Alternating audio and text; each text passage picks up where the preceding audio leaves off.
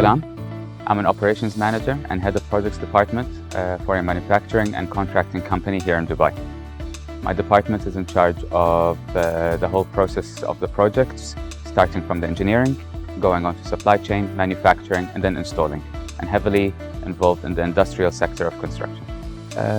Being in the EMBA program has opened up a lot of new horizons for me. Basically, there was a lot that I relied on experience as opposed to the theory. Complementing those two together has now enabled me to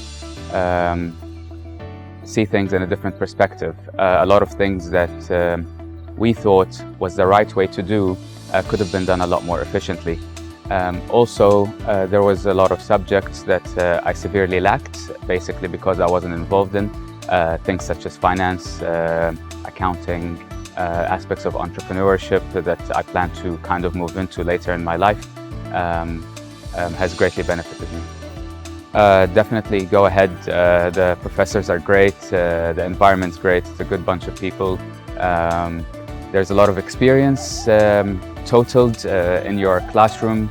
It's a give and take learning. You give your experience, you take their experience, and you all grow together.